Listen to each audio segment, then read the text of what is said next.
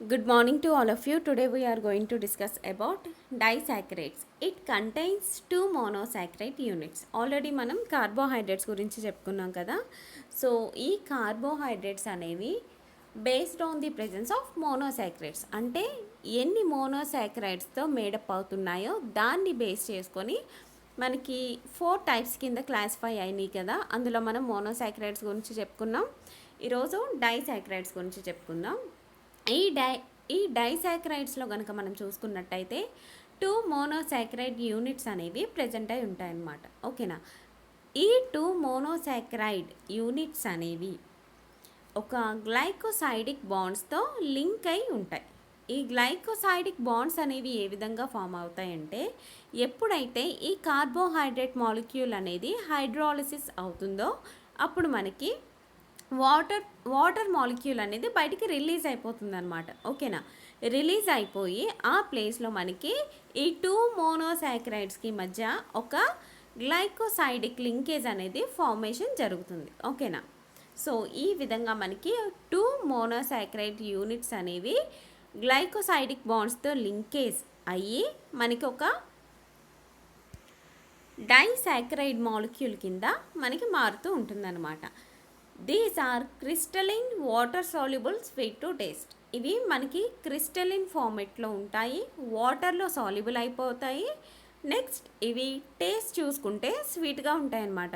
మనం అన్ని కార్బోహైడ్రేట్స్ కనుక మనం తీసుకున్నట్టయితే అందులో most of them are sweet and taste. అన్ని కార్బోహైడ్రేట్స్ ఎక్కువగా మనకి స్వీట్ టేస్ట్లో ఉండడం జరుగుతుంది. ఈ డైసాక్రైడ్స్ అనేవి మనకి 2 టైప్స్ కింద క్లాసిఫై చేశారనమాట. ఓకేనా. సో ఈ డైసాక్రైడ్స్ అనేవి రెడ్యూసింగ్ ఏజెంట్స్ కింద, నాన్ రెడ్యూసింగ్ ఏజెంట్స్ కింద మనకి క్లాసిఫై చేశారు.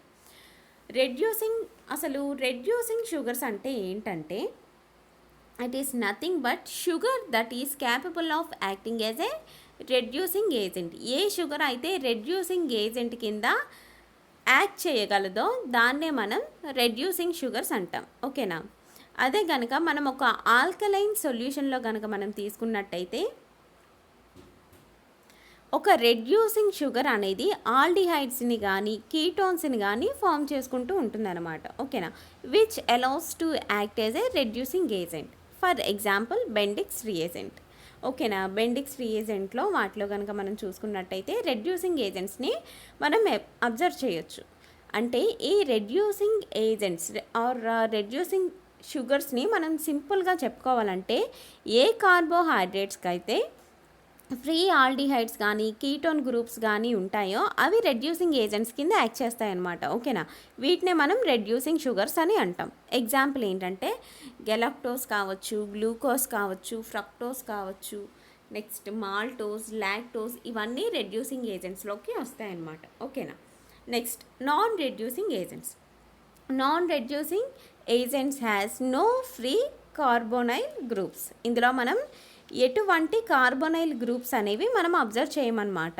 They are in acetal or ketal form. ఓకేనా. ఎసిటాల్ కానీ ketal, A C E T A L or K E T A L, acetal or ketal ఫామ్లో మనకి ప్రజెంట్ అయి ఉండడం జరుగుతుంది. ఫస్ట్ రెడ్యూసింగ్ ఏజెంట్లో మనం మాల్టోస్ని కనుక ఎగ్జాంపుల్ కింద తీసుకున్నట్టయితే, ఈ మాల్టోస్ అనేది మనకి 2 మోనోసాక్రైడ్స్తో మేడప్ అయి ఉంటుందన్నమాట. అవేంటి? Alpha D glucose plus alpha D glucose. అంటే మనకి ఈ మాల్టోస్లో ప్రెజెంట్ అయి ఉండే 2 మోనోసాక్రైడ్స్ అనేవి గ్లూకోజే అనమాట. ఓకేనా. ఆ గ్లూకోజ్ కూడా ఏ విధంగా ఉంటుంది? ఆల్ఫా డి గ్లూకోజ్ కింద ఉండడం జరుగుతుంది. ఇక్కడ ఈ స్ట్రక్చర్లో కనుక మనం చూసుకున్నట్టయితే ఈ ఆల్ఫా డి గ్లూకోజ్. ఓకేనా. సో ఈ విధంగా ఉన్న 2 ఆల్ఫా డి గ్లూకోజ్లు అనేవి మనకి ఆల్ఫా 1,4 గ్లైకోసైడిక్ బాండ్తో మనకి మేడప్ అయి ఉంటుంది. ఓకేనా. నెక్స్ట్ సుక్రోజ్ కనుక మనం తీసుకున్నట్టయితే, ఈ సుక్రోజ్ అనేది మనం దేనికి ఎగ్జాంపుల్ కింద చెప్పుకోవచ్చు? నాన్ రెడ్యూసింగ్ షుగర్స్కి ఎగ్జాంపుల్ కింద చెప్పుకోవచ్చు అనమాట. ఈ సుక్రోజ్ అనేది మనకి గ్లూకోజ్, ఫ్రక్టోజ్ అనే 2 మోనోమర్స్తో మనకి ఒక సుక్రోజ్ అనే డైసాక్రైడ్ అనేది మనకి మేడప్ అయి ఉంటుంది. ఇందులో ఉండే గ్లూకోజ్ అనేది ఆల్ఫా డి గ్లూకోజ్, తర్వాత ఫ్రక్టోజ్ అనేది బీటా ఫ్రక్టోజ్ అనమాట. ఓకేనా, alpha D glucose beta D fructose కనుక కలిపితే మనకి ఏమొస్తుంది, సుక్రోజ్ అనేది రావడం జరుగుతుంది. Sucrose is one of the most useful disaccharide in daily life. Daily లైఫ్లో కనుక మనం చూసుకున్నట్టయితే సుక్రోజ్ అనేది మనం ఎక్కువగా అబ్జర్వ్ చేస్తూనే ఉంటాం. ఓకేనా, it is widely distributed in nature like juices, fruits and also flowers of many plants. ఓకేనా, అంటే మనకి జ్యూసెస్లో కావచ్చు, ఫ్రూట్స్లో కావచ్చు, ఫ్లవర్స్లో కావచ్చు, మనకి ఈ సుక్రోజ్ అనేది న్యాచురల్గా ప్రజెంట్ అయి ఉంటాయి. ఓకేనా, అందుకే మనం ఎక్కువగా డైలీ లైఫ్లో ఈ సుక్రోజ్ అనేది యూజ్ చేస్తున్నాం అని ఫస్ట్ పాయింట్లో చెప్పుకున్నాం. The main sources of sucrose or sugar cane.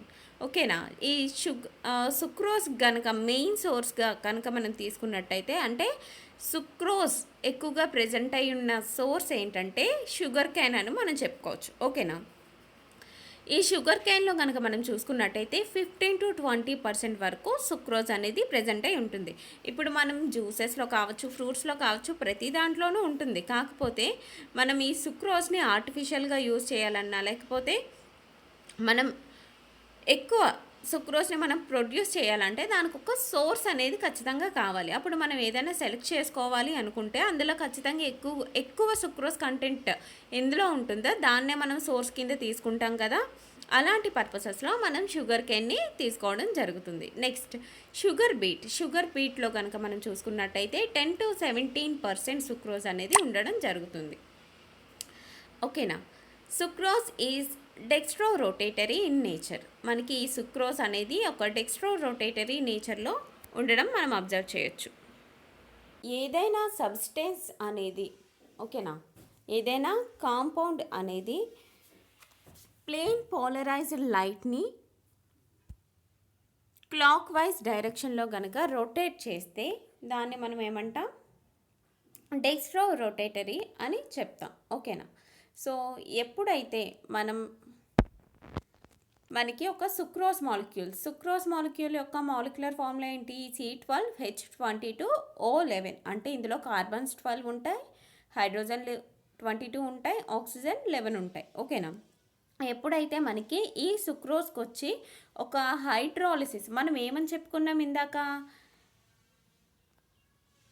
ఒక 2 మోనోసాక్రైడ్స్ అనేవి ఒక గ్లైకోసైడిక్ లింకేజ్తో మనకి బాండ్ అవుతాయి అని చెప్పాం కదా.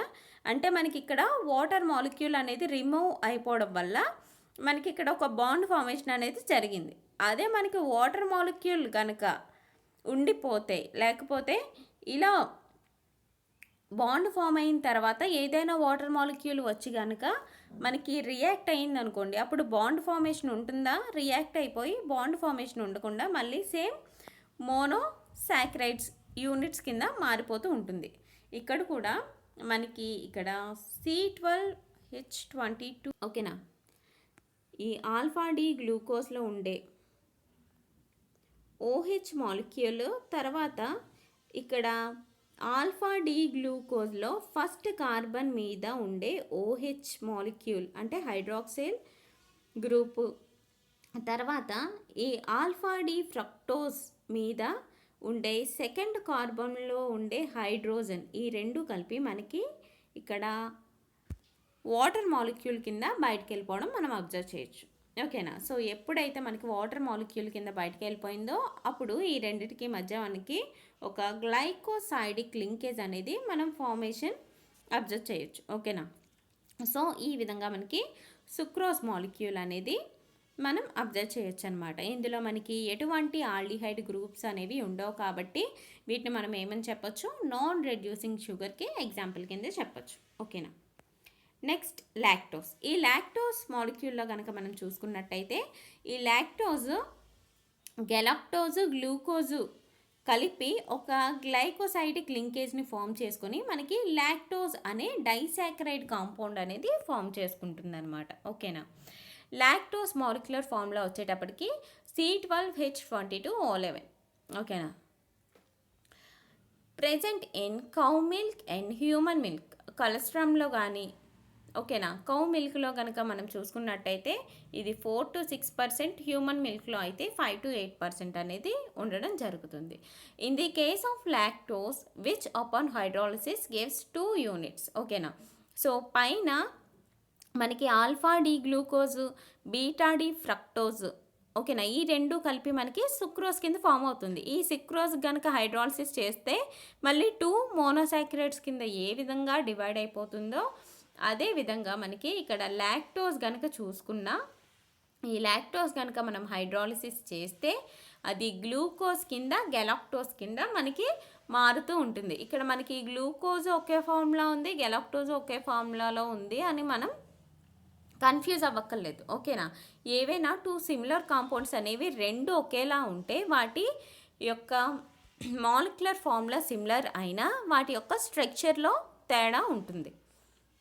నెక్స్ట్ ఇందులో కనుక మనం చూసుకున్నట్టయితే బీటాడి గెలాక్టోస్కి, బీటాడి గ్లూకోజ్కి మధ్య మనకి ఇక్కడ వాటర్ మాలిక్యూల్ అనేది రిమూవ్ అయిపోతూ ఉంటుంది. ఓకేనా, హైడ్రాలిసిస్ ప్రాసెస్ ద్వారా. ఓకేనా. సో ఈ విధంగా మనకి ఎప్పుడైతే వాటర్ మాలిక్యూల్ అనేది రిమూవ్ అయిపోయిందో అప్పుడు మనకి ఇక్కడ ఒక గ్లైకోసైడిక్ లింకేజ్ని మనం అబ్జర్వ్ చేయొచ్చు. ఓకేనా. సో ఈ విధంగా గ్లైకోసైడిక్ లింకేజ్ని ఫామ్ చేసుకొని బీటాడి గెలాక్టోస్, బీటాడి గ్లూకోజ్ అనేది రెండు ఒక లింకేజ్ని ఫామ్ చేసుకొని ఒక డైసాకరైడ్ కింద మారుతూ ఉంటుంది అనమాట. ఓకేనా. అప్పుడు లాక్టేజ్ అనే డైసాకరైడ్ కింద ఒక లాక్టోజ్ అనే డైసాకరైడ్ అనేది ఫార్మేషన్ జరుగుతుంది. ఓకేనా. This is all about disaccharides.